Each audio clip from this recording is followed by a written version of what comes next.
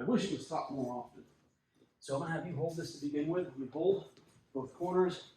Just hold it right here. Make sure you're in a really good stance. I'm gonna push it.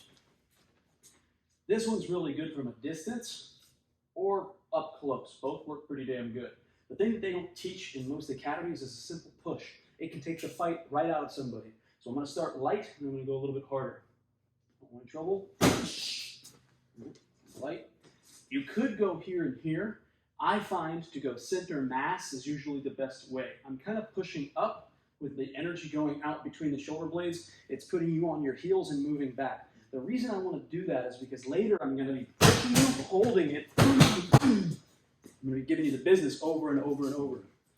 So from here, I don't want any trouble. And I'm ready to go again. When I push, a good way to get good at this is to lift the foot up. My entire body weight's coming down at one time. It's like a spear. I don't want to go so much that if you move out of the way, I'm off balance. Right? I want to be able to spear this person, but still remain in my balance. Don't want any trouble. All right, let's try it. Make sure your arms are almost fully extended by the time you make contact with me. Okay. In a non-assuming stance, you're talking, you're in an interview stance. You're like, hey, I don't want any trouble. Okay. And then when you're ready, blast into it. Talking, maybe my palms are, hey, I don't want any trouble. I don't want any trouble. Please, forgive me. Straight into it, right? I'm not really giving any tells. Another one is palms up, but that's usually geared for a palm. So you can, hey, I don't want any trouble. The eye sees is my hand growing. You know what I'm saying? It's like a straight line. So if I keep my hands kind of here in an interview stance, say, please, I don't want any trouble, I don't have to cock my hands up to go. My hands are already here. Much better. There you go. See how far you can push me back. You're going to go. Boom. And this is just a check. This is if you're going to come back in, you catch one of these. Just stopping your advancement. Maybe I'm going here and holding you. Maybe I grab onto your shirt. Right? You want to stop this. But I want you to get used to that. 1, 2. I'm not going to hit yet, but I've got my hand here ready to go. 1, 2. I'm not bringing my second hand closer back towards me. I'm bringing it about halfway and then making it almost like, let's try this first actually. Let's do a push and a one-arm push.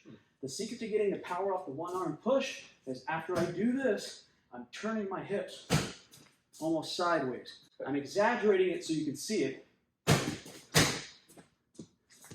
That could be up to the neck. Around.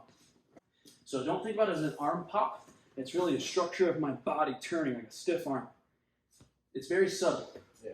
See if you can get the most amount of energy off using the least amount of energy. I overlap my shot. Whichever hand I keep down, like let's say I wanted to use this hand to pop, I might keep that hand forward. If I want to use this hand, I might keep it forward. It looks pretty good. Here, and I go here. Make sure this hand is ready. It could be open palm, elbow, pulling you in. Just make sure once I stiff arm, this one's loaded. Just get in that position. You could unleash hell if you needed to. Okay. You could turn into Satan's minion any moment. I'm getting a bigger person off their base and their structure. I'm really getting you off your structure, then I'm putting it on you. Just try this. This hand's up here already. You having trouble? See how it's already up? Yeah. As soon as this hand comes out, this hand comes up. Like a power push with a straight shoulder. This one is almost getting a turn to get the stiff arm. Okay. So for a second, we're going to put it all together. Good.